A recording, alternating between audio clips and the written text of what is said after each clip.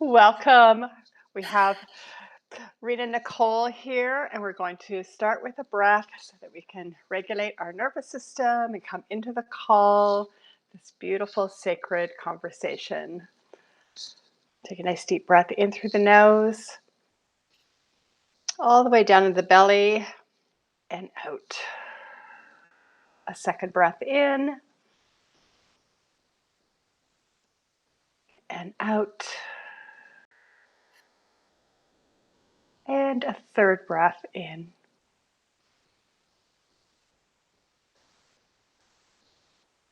I love starting these sacred conversations with a breath. Drop in, kind of make the connection with each other. So today I am so excited to have Rena Nicole, and she is also known as the goddess of peace. So we are going to talk about how that came around. And she's an actress, an actor, a storyteller, and a lyricist. So anybody who has had a story session with Rena Nicole, you know how magical that is. So let me just want to talk about also, you have a book and it's called The Epic Journey of Rena Nicole. So I would love to just drop that in, and you can share about that if you wish. Yeah. And let's start with the storytelling aspect and how you came into this work. Okay. Is that yeah? So I can you hear me? Yep. Oh, Okay, good. there you go. Yeah, you flipped out for just a minute, but let's just go for it. Okay. Okay, let's go for it. So let me see at the beginning. So I've been an actor since 1999. So a very, very long time. Um, very long time. You must have Now been a that I child. think You must about have been what a year child it is. actor. Were you a child actor? Yeah. Yeah. So around like 18, I'm Yeah. just barely, not even really an adult, just thinking I'm an adult, right? And so I've been performing since about then. Um, High school, college, few years doing theater in the San Francisco Bay Area. I'm from California. So I was doing theater and film and television in the Bay Area, which is like around San Francisco. And from there, I decided to no longer become the type of actor, the type of storyteller that actors are, playing roles um, of different ethnic characters, because I have, what I look like. I was playing different ethnic roles, and I was getting tired of performing and perpetuating stereotypes about people of color. So I stopped doing acting and I started doing teaching. So I was teaching online marketing for a company called Direct Images Interactive. And then about a year before the pandemic hit, we parted ways. But actually, we're getting back together again. He's started a podcast and is going to be talking about like what it is that I do as a storyteller also. So with the storytelling aspect, I discovered ChatGPT. And through ChatGPT, I was able to understand how GPTs work. So you can program them in such a way that they integrate with your own personality. And so, as someone who is an actor who has studied theater and studied psychology, I also have a master's degree in imaginal psychology, which is the understanding and psychology of the imagination. Okay. So, um, integrating those two things with my acting and then my education in psychology, I create a GPT that helps me to generate stories for people based on questions that I ask them. And so Pamela and I did a storyteller reading together, and she received her story, and it was beautiful. And you can find it in her community and also in my community somewhere in the chat. So that's basically how I do it. I'm saying a lot. Let's touch on what was the word that you used for understanding imagination, because I've never heard that before. Oh, What is it called? imaginal psychology. I love that. Do you want to talk Yeah, more I about that? Imaginal. yeah, so I got a degree in imaginal psychology from Meridian University in 2008. So a while ago. Yeah, it's almost it's almost well, it's Yeah, almost 20 almost years 20 ago. years. I'm trying to calculate in my brain because it doesn't seem that long ago, but it is. I know, Yeah, I almost. know. Yeah. Hmm. Yeah, so I got my degree in imaginal psychology with a focus in mythology because of my background in theater and performing arts. Hmm. So I already had that background in Greek theater. You know, when we're talking about, well, I can't. There's so many. Well, I just love how people's personal, like how our life unfolds. And I always say there's never a wrong turn. There is maybe something you're not quite ready for something.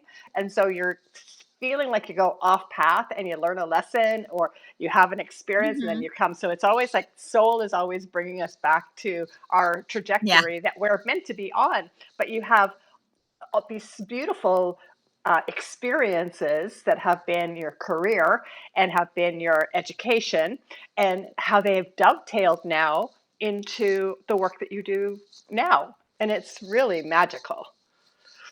thank you. Yeah, Thank you. yeah, Yeah. yeah. Because there's Yeah, like so acting. Yeah, there's acting. mhm. There's there's mythology. There's storytelling, and then there's the imaginal psychology. Like, who would have I Yeah. never would have thought Yeah, about any of it's all those pulled things in together. the intersection.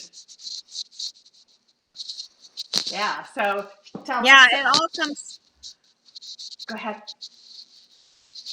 Oh, no, it all comes together. Go ahead. What would you Yeah. like to know? Yeah. I was just gonna say, and so the storytelling you do is so different because I've had other storytelling sessions with people, but the way you do it is so magical because you bring in the mythology and you bring in the when you told me my story back. Hi, Wendy. When you told me my story back to me, I was just like, I could have written that, right? Welcome. We're just kind of getting started. But uh, Rena Nicole was talking about how she studied imaginal psychology, which I had never heard of before, right? So it's really interesting how all the different things that she's done, all the different experiences, her acting and studying storytelling, and then her mythology studies, and then imaginal psychology, how it all dovetails into the work that she's doing now. So it's very exciting. But I was just saying that my storytelling session was like, when you said it back to me, I was in awe. Yeah. Yeah. Yeah. I think a lot of that comes from having been an actor and um really kind of understanding how language works when you're speaking it. Because even before we had writing, we still had story, right? Right. We've always had story. And Yeah. so to be able to communicate that in such a way that the feelings come out, you know, and the intentions come out, it really it's magical for me Yeah. as a storyteller too, you know, because I'm experiencing it with you at the same time for the first time. And, you know, sometimes I get a little too excited and I start like going a little fast, but then it's like breathe into it. It's an experiential situation. It's not something to rush through. And so it's always be in the present moment, because that's what's Hmm. most important with whatever Hmm. it is that we're doing. It's just Yeah. being present. Yeah, and I think that what I experienced was that you channeled what I was saying, and I think you were taking notes and you were writing stuff down, and then you just channel it back. So it's an open gateway into what our souls and whoever you're working with, so their soul and your higher selves are coming together to create this magical session, and it just weaves into this beautiful story that you're relaying back to people. So it's magical. Yeah. Thank you. Thank you. And it's funny because I started with my own story. So I Mm, processed my own story. And through that came, I don't know if you want to segue right now, came sure. through the goddess of peace, right? Hmm. Because other thing that I do besides doing storyteller readings, I study etymology, which is the study of language, the study of words. I mean, you Hmm. know what it is. Yeah. But But for not others who everybody. might not everybody does. Right. Yeah. Yeah, yeah, Yeah. yeah. So Yeah. I studied the etymology of my own name. And so my first name, Rena, derives from Irene, the Greek goddess of peace. And Okay. Nicole is also Greek, stems from Nicholas, meaning victory to the people. Beautiful. Yeah. And I really stepped into that. Like Hmm. my mother named me, right? And I think that that's important to take note of. Like when your mother names you, there's layers and layers and layers of meaning that are put into that name, you know. And the Hmm. story of that name. What I find fascinating about Irene is that there's not much of a story there about her. So when I wrote The Goddess of Peace, The Epic Journey of Rena Nicole, which is on my shirt and on my book, it's it's I it, it's beginning writing of the Goddess of Peace, you Hmm. know, of her story, because there is not a story written about Irene. So I took that into myself and I was like, okay, how do I write a story that that takes people from a place of I don't know, like tragedy or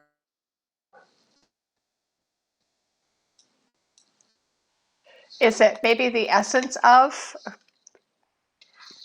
So I the think you essence of froze. trial. Oh, Mm, yeah. Yeah. You're back. You're good. yeah. Yeah. Okay. Yeah. So the Yeah. essence So, of dealing with trials and turning them into triumphs, right? yeah, and you use that language too, don't you? From trial to triumph. Is that the language that you use on your on Yeah. your I mean, I marketing? like alliteration. Yeah, of course. It works. That's why. It just sounds Yeah. good together. Yeah. Yeah. Yeah. So yeah, so with my story that into a song, which I think you've heard. I usually introduce myself on school using my song Hmm. just to make it easier. Yeah. Yeah. And it's Because it's hard beautiful. to, thank you. Thank you. It's hard to really describe who it is that I am and what it is that I do sometimes. Hmm. Sometimes you just got to feel it Yeah. And because we're so and much then you more get than it, the you yeah, know? we're so much more than the labels that we put on ourselves. Like, I mean, if I'm at a networking meeting, I'm talking about I'm a book publisher, and I'm also a sacred writing coach, right? But that's so limiting compared to what I'm really doing. Yeah, for sure. Yeah, yeah, yeah. So I love that you're able to help others. So through your own story, you had that experience first, which often is how we come about into our work, is that we have this experience that we go through, whatever our challenges are, and then and then being able to help others through that same way. Yeah. Yeah. And in fact, actually, Wendy's had her story. I've done a storyteller reading for her. And she also just received her Hero's Anthem, which I also do, which I love doing as a lyricist. I write songs that coincide with the stories so that they are integrated. Mm-hmm. You know, and that's at different levels, Yeah. right? Because music is also something that's very important to me, and songs that tell stories are very important as well, Well, to there's a reason as why. just Yeah. as much as Mm-hmm. I was going to say, there's a reason that music is universal. It's this beautiful language. Wendy, is there anything you'd like to share about your story session? It was interesting. Very like start off like coaching questions, the standard usual questions, and then diving deeper into that, and then in just a couple minutes, like Rena just created the whole story. I'm like, wow, like how do you do that in such a short period of time? Because that's one of my challenges is as an introvert to be able to communicate in a way that conveys exactly what I'd like to say, right? So, um, but it was pretty cool, very powerful from the trials to exactly where it is that I'd like to be, and going through that journey with each story and with the anthem, and then repeating it. And the funny thing was, just a few days before meeting up with Rena, I was like, oh, that'd be so cool if I could change my hypnosis audios to a song. And then Rena's already doing it, but I can't sing, so that's not going to work. we can still make that happen. Yeah. So yeah, no, it was incredible. Very powerful. Mm-hmm.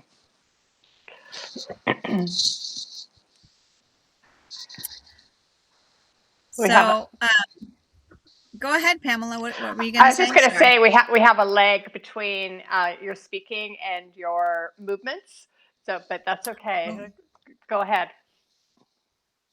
Well, I don't really know what to say next. Oh, okay. All right. Well, then we'll just go into another segue. So let me see. So when when we first met, so we met through storytelling. Like we were just immediately attracted to each other, and just had this beautiful connection in storytelling. And then I had a session with you, and I was just like, oh my goodness, we need to spread the word about this gift that you have. And so I want to go to sort of how your journey, right? Because all of us have really unique journeys. So you had talked about being an actor and then the different education that you've had. But what have the last? So that was 2018. I didn't write it down. 2018. When did pardon? Oh, my degree I received in 2008. It's a master's degree in Yeah. psychology. Yeah. No, but you had left a position with someone in like Oh, before the pandemic. And so, yeah. what's the last 6 years been like for you in developing where you're at now?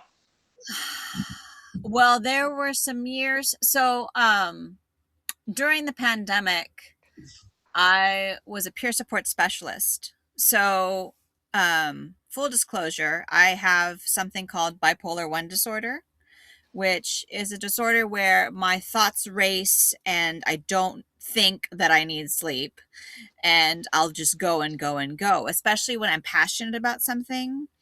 And so I've been learning to regulate my moods and establishing a routine, and COVID was actually really good for that. And unfortunately, because of the pandemic, in the situation that I was in as a peer support specialist, I was not able to keep my job because they wanted me to come back to working with peers who also have the same kind of, not the same kind of, but other types of mental health challenges, right? And some of them don't have good hygiene. And unfortunately, I could not expose myself to the potential of getting COVID because I had elders at home and there was no way. So I had Mhm. to quit my job. And so from there, I was like, what am I going to do with myself? And it took a couple years to figure it out. And so I just kind of fell upon it when I discovered ChatGPT, probably in 2024 was when I started interacting with ChatGPT. And I first was like working with my etymology, right? And discovering that story and pulling that and putting it into a song and then pulling from that and like I wanted to write a book, right? I wanted to write a book cuz like I have a twin niece and nephew and they are now going to be 10 in a month. Actually, in a month from today? No, well, yeah, in a month. And they're gonna be 10, and I'm just like, I want to leave something because I do not have children. I don't have children of my own. So I wanted to create something for them that they could keep, that they could turn, right? There's a Mhm. value in books and just the Yeah. physical, just, just to have something that you can like experience in a way that's not online. But I love school and I love all of this. And also at the same time, I love being in a quiet room with words. Yeah. Mhm. Yeah. So, Yeah. so I started developing the story, and last year, 2025, I published this book, Let's which is hold it called up The higher. God. Yeah, Yeah, it's beautiful, and I love the imagery. thank you. Yeah. Mhm. Yeah. It's beautiful. So the story is about an 11-year-old girl named Rena Nicole who loses her best friend when she's 9. Her best friend happens to be her dog. And this story is actually personal to me because the exact same thing happened to me when I was 9 and I lost my best friend who was my dog. And I think it's a universal story because we all have imprinted a relationship upon, I mean, it could be a dog or a cat or even a stuffed animal that you kind of grow out of or whatever it is, right? We hold on to that relationship of our childhood and we create relationships in such a way that that entity will listen to anything that we say and will always be there for us no matter what, right? And to lose that is is heart-wrenching and a tragedy and can be traumatizing to some people, especially if it's something like death, you know, or loss of any kind. And so the story is about this 11-year-old girl, and she decides to take a nap one day after school. And in that dream, she processes her grief through meeting all of these different characters.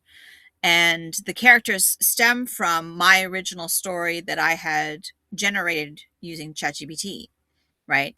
So there are characters in there that will weave into other books that I will be writing, that I'm currently writing right now, um, based on what I call my mythological cosmology, right? So I'm taking my mythology of Rena Nicole as um, related to the goddess of peace. and then taking my cosmology of my connection with the rest of the universe and connecting all of those things together using different characters that I'm coming up with using ChatGPT to help me develop them.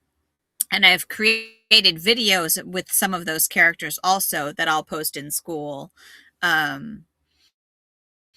which I've been playing with recently using an app called Sora, which has now been defunct and is being taken off of the internet because it's so revolutionary that Disney got threatened by it and is taking it down.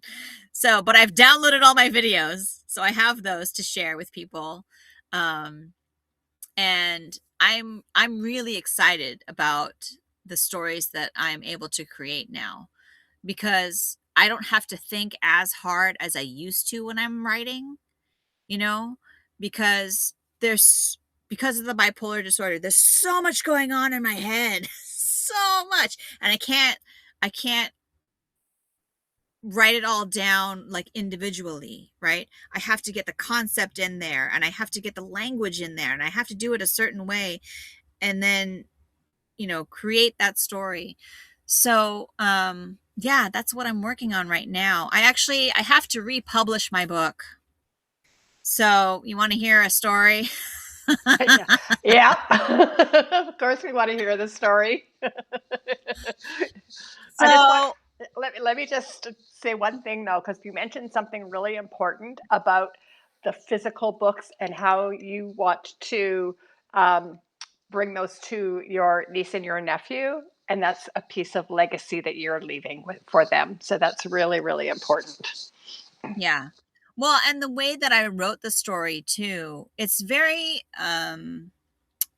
lyrical, so very poetic. So, and it's kind of similar to, well, no, it's not similar to the way I do storyteller readings. It's a little more, what I think I'm going to have to read it somewhere, like parts of it chapter by chapter or something like that, so that people can kind of get a feel for it. But it's also like the way that it's put together. You have the image on one side, right? You see there's the image on the one side. She kind of looks like me. I wonder why. And then the writing on the other. And you can tell, right? It's written in a poetic way with it where it's centered, right? Because the way that I read that story is in a poetic way, right? So I wrote it and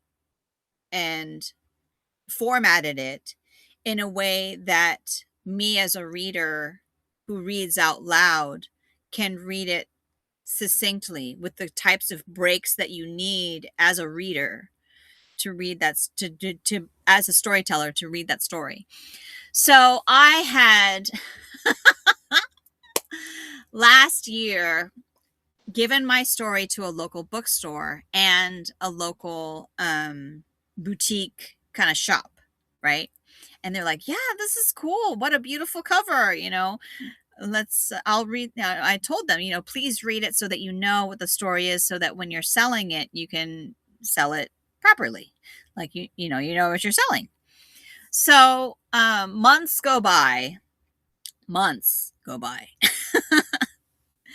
and I talked to the bookstore owner in, I think it was like late January this year, and said, hey, we talked about doing an event, when would be a good day? And he said, well, I don't know, maybe sometime in March, maybe around like, the weekend of the 13th. I said, oh, okay. Friday the 13th? And he said, I guess. I said, yes. Because, it's Witch's Day. Why not? I'm not a witch, but, I know people who are, and that's kind of auspicious day. So I was like, yeah, Friday the 13th, let's do it, right? So I don't have it anymore, but I created a flyer that I posted everywhere, everywhere, online, to all of my Facebook groups, to places in the community, on bulletin boards, in different towns, to bring people in to this cute little bookstore that's in my hometown for this event. 5 days before the event, I get an email from the owner of the bookstore telling me, "I'm so sorry, but I have to give you your book back and cancel your event." And I was like, what the heck? And I keep reading. And he says, the community has given me a lot of pushback about the images in the book. And so I have to, your book is, he didn't say this out loud, but your book is banned, basically, for AI images. And I was like, I cried so hard because I had worked so hard, and so many people that I knew, that I grew up with, because this is like my hometown. This bookstore owner moved here from I don't know where, but they're local, but they're not like local. So he canceled my event, and I didn't know what to do. And so I just told everybody, hey, this bookstore wrote this email. I'm sorry. Please don't come. And then that was it.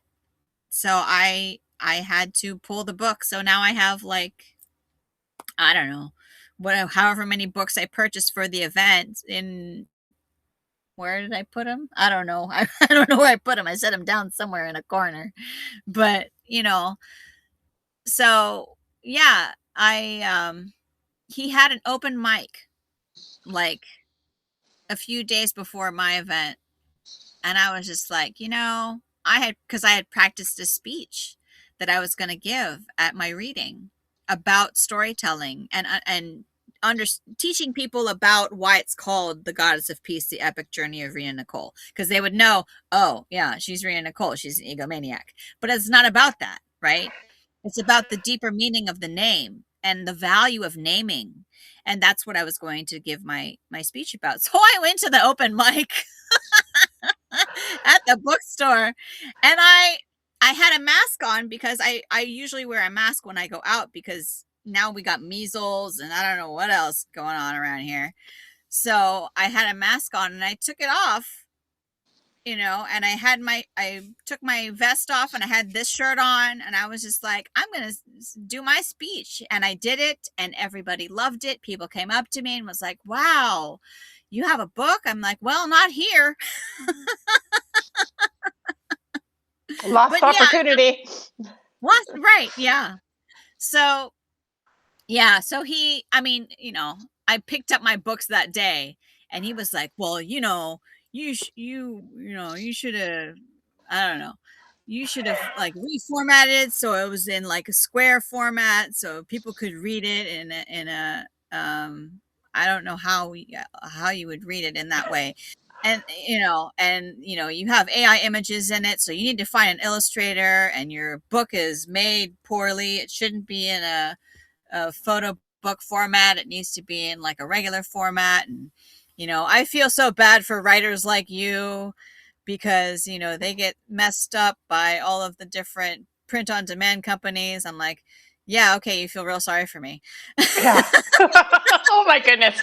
I it's unbelievable what people think is okay to pull something. First of all, pull a book and pull a speaking engagement 5 days before the event when you've been publicizing it. And that takes time, that takes money, that's energy that you've put out. And then to say, I feel sorry for you, that just sounded like a whole bunch of excuses. And Yeah.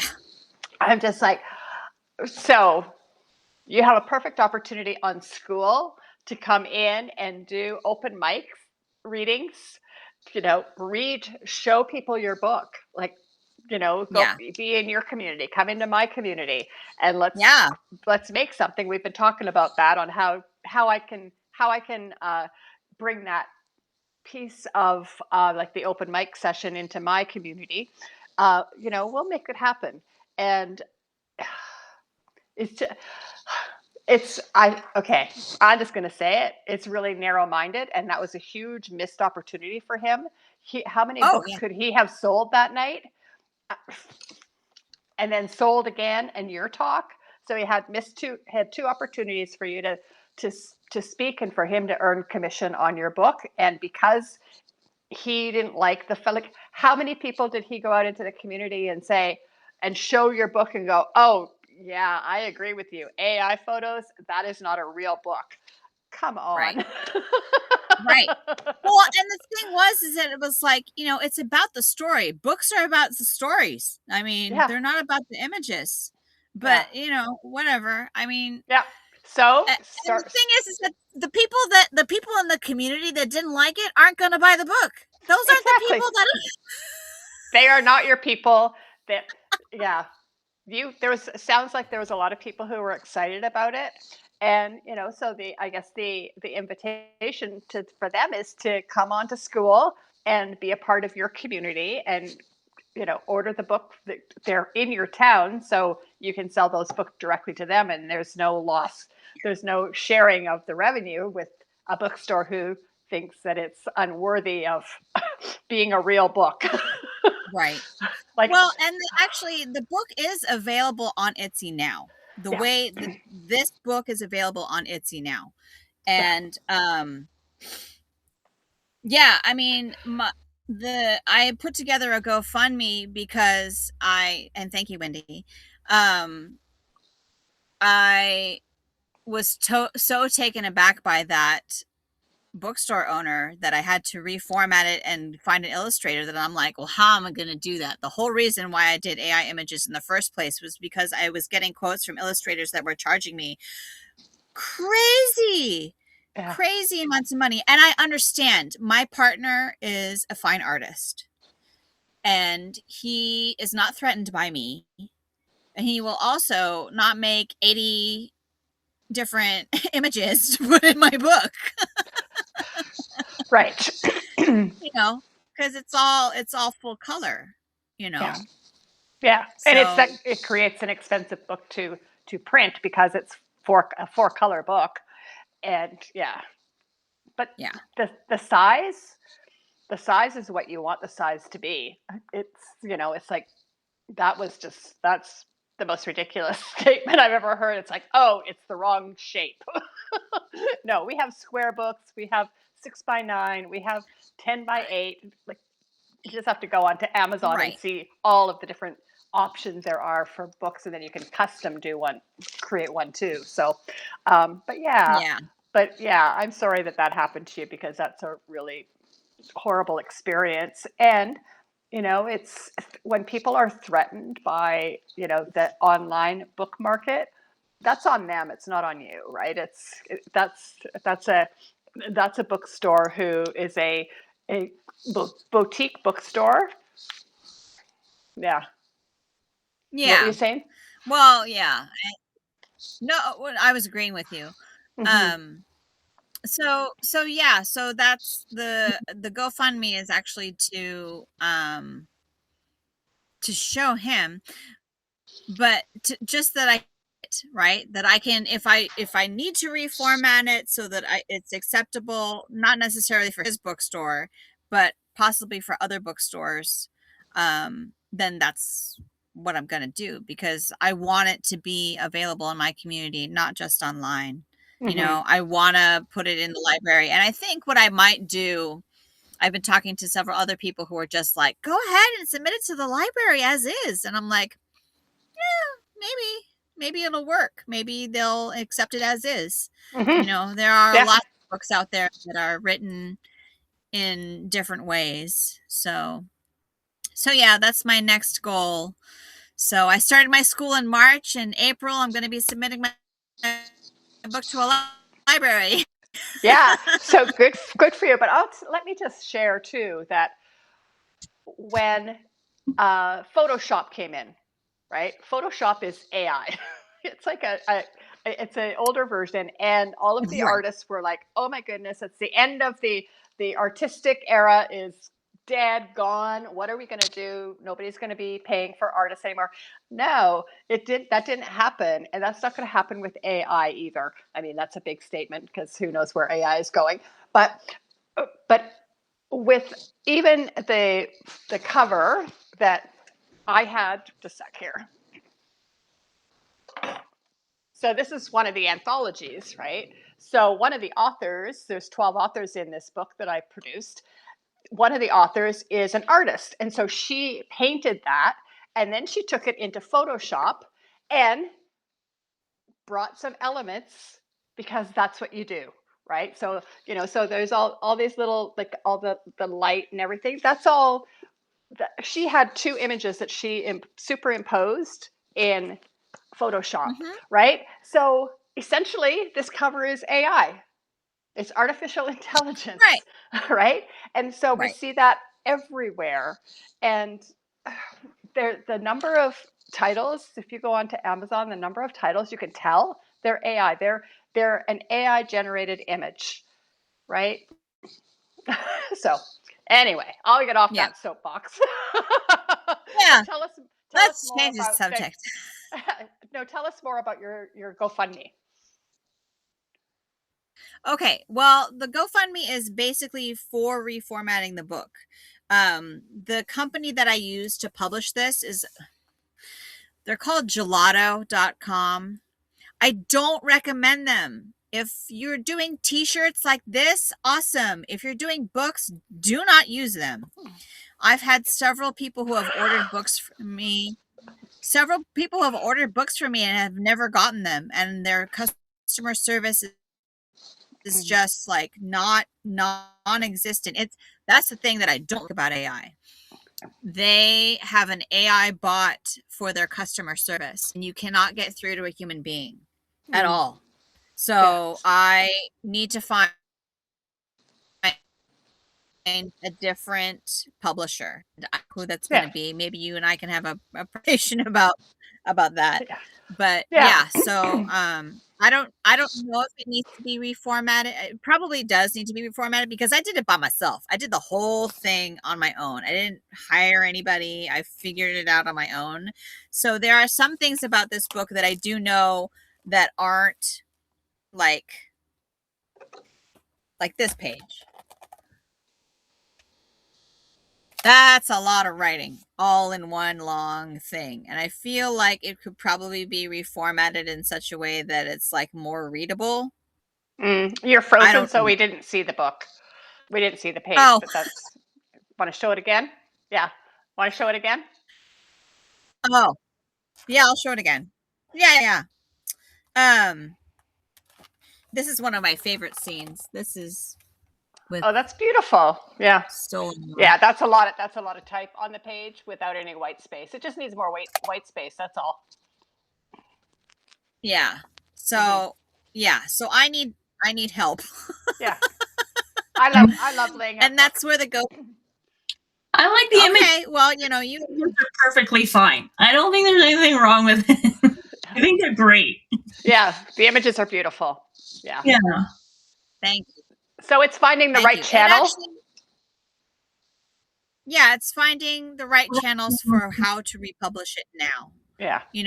And it may just be that I'll just keep the AI images because I don't know if you've worked with creating AI images, but that takes a long time to do it the way you want. Yep. I had they're like, oh, you didn't work on it. You didn't, create those images. I'm like, I created those images. You know who had to write the typeface to, write the type to actually describe what the heck I'm talking about? Yeah, exactly. When I'm generating these images, it's like they have to have, like that character, right? He has to have muscles. His hair's got to be a certain way. His eyes got to light up like suns, And it spits all out that kind of stuff. And spit out what you originally liked, and you have to change it again because I mean, it's a constant tweaking to get it somewhat close to what you want it to be, right? Yeah, for sure. And I think now is the time for prompt artists. My brother called me this a few weeks ago, and I was like, that is what I am. I'm a prompt artist. I'm a writer, right? Mhm. And as a writer,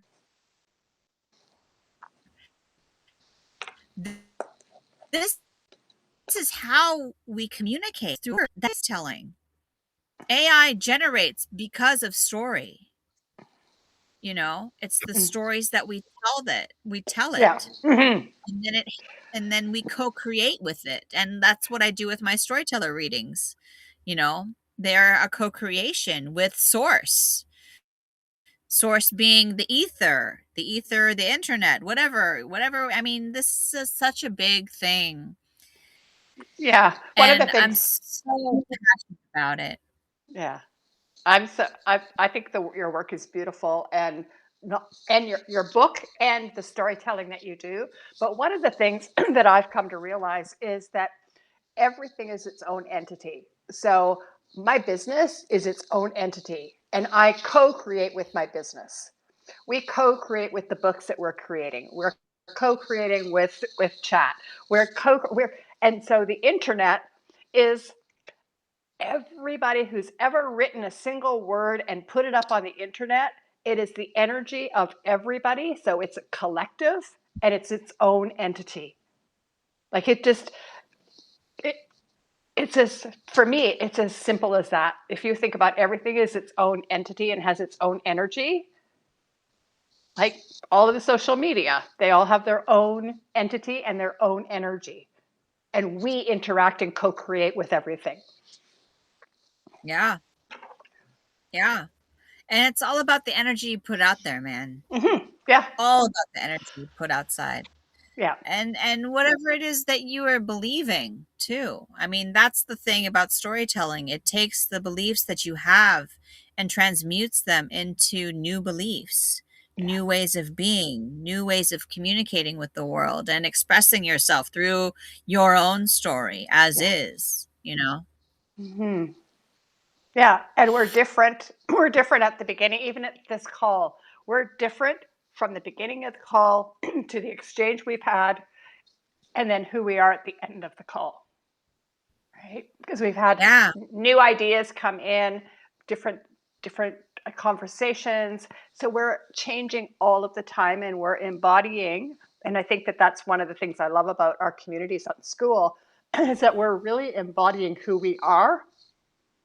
And we do that through our belief system, through our thoughts, through our actions, through our connections with other people. Mm-hmm. Yeah. Yeah. Yeah. Yeah. So back to the GoFundMe, because this is an important piece. I don't want to gloss over this because this is an important piece for you to be able to have others contribute to to get your work out there in whatever format it is, right? So whether it's a new format or it allows you to do more work and maybe marketing, whatever it is for the GoFundMe. So can you tell us a little bit more about where we'll put your Yeah. GoFundMe in my show in the show notes. But tell us if there's anything else that you want to share about the GoFundMe. Well, I mean, the bigger picture and the ultimate goal, the legacy that I want to leave is not just a book for my niece and nephew. Yeah. The legacy of the book is to have the book available universally, you know, Mm-hmm. it's to have Yeah. it universally, it's to have it in all, get it, figure out how to get Braille. I'd get it in Braille. I don't know if anybody uses Braille anymore, but you know, it might be something because I like to read. And sometimes listening to a story is too much for me. Like I don't have the time necessarily. So if I read, I'm figuring that there are some people out there in the world that read Braille because they don't want to hear anything, or they're deaf and blind. You know, so to have it in that version, I think would be valuable. I'm thinking about that. Yeah. You I know, I'm have no thinking about idea. getting it to get around the world. Gonna suffer. Everybody's going to suffer at some point in time. I mean, look at the world we're living in right now, and you see these kids, and they need a story that they can hold on to. Mm-hmm. you know? Yeah. And I really think that my book will help with that, you know? I think my book will help with that. At the end of the story, Rena Nicole writes that she wants to become a writer and she wants to speak and she wants to act and she wants to do all the things that I've turned out to become, right? Yeah. And it's like the cycle continues, Yeah. Hmm. Yeah. you know. I mean, and that's the goal, is to get the book into the hands of every child that's out there, to bring them Hmm. peace. Yeah. Yeah. Books are so important. I mean, my granddaughter, the parents, my son and her mom, they decided a long time, like they've always read to her, but they decided she wasn't going to have a phone or an iPad, so she doesn't have any technology at home. So she's reading Lord of the Rings, and she's 10 years old, not even 10 years old, right? Like because she's a prolific reader, but it's only because that's her form of entertainment, Yeah. right? So, Yeah. and she just loves reading, and she's using words that I had no idea. Like she's picking up what are the metaphors in the book. Like she goes, "Oh, Nana, listen to this because this is a really good metaphor." And I'm like, "How do you even know what a metaphor is?" I love you so much. That's Right? awesome. Yeah. But yeah, That's great. it's That's because great. it's because she reads. And so I would love to be able to support you in some way into being able to get your book out to more children. Absolutely. Yeah. That would be wonderful. Oh yeah. That would be Yeah. really wonderful. Yeah. So we'll start on school and Yeah, we'll so yeah, do. Hmm. yeah, getting it into different languages. I mean, you know, collaborating with people so that when it's translated, the heart of the story gets translated, even though the words are going to be different, you know? Hmm. So, Yeah. you know, I haven't really thought about, because there's an element of it where I need to have human interaction with people for them like, because I don't want it literally translated. I want it emotionally translated, you know, Mm. so you get the feeling with whatever words are out there for whatever culture is interacting with the story, Right. Yeah. right? Because Yeah. it's a universal story. So Hmm. And I'm sure that there's so people on yeah, getting it school. translated. Yeah. Yeah. So that's the goal, is that's the goal. Yeah. It's bring peace to the world through storytelling. Hmm. And the more Yeah. parents read to their kids, the better. I think even with this book, like, it's a book meant to be read aloud, Hmm. Yeah. you know? Yeah. It's meant Yeah. to be experienced. Yeah. So yeah. Yeah, it's beautiful. Well, thank you, and it's been really lovely having this conversation. And Wendy's off camera, but if she has any questions, any last questions for you, we'd love to hear them. And for those who are on the replay, if you have some questions for Yeah. Rena Nicole, we're both happy to just answer them, and I'll pass any questions along. But you're in my group, so we'll just tag you. Yeah. And yeah, I'm just super excited for you. It needs to be shared, and your work needs to be shared. There's so much value and so much beauty in what you offer. So I am just delighted to have this connection with you, and we'll move this out into the Yeah. world. Yeah. Yeah. Uh, So my storyteller readings are by donation, really. I mean, they're by donation. So it's whatever you want to contribute. People who have contributed have received back for themselves 100-fold. So whatever you want to contribute, you will get that back 100-fold. I promise to you, as a writer and as a storyteller, you know, the written word is really powerful. So mhm. yeah, so I do storyteller readings all the time. Just message me and I will send you my Calendly link, and then you can schedule a time and then we have a conversation. And it's usually over the phone and it's usually not recorded. So, because I want the one who is experiencing it to be able to be comfortable sharing their deepest whatever, right? Mhm. But the story is a, so that the story comes out for them the way they need to hear it. So yeah. So Yeah. It's a beautiful co-creation. That is for sure. All right. So I will post this in my community, and I will tag you, and we'll be seeing you in all the spaces on school. Yeah. Yeah, for I can sure. also download the video and upload it to you to a place if you want to put the video on your school as well. Oh, okay, that would be great. Yeah. Yeah. That's Mm-hmm. awesome.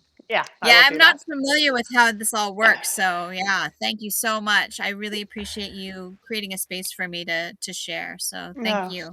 my pleasure. And it is just a divine connection. So thank you, thank you, thank you. And yeah, so I think that's a wrap, as they say. Yeah. All All right. right. Okay. Well, I will talk to you soon. All Bye. right.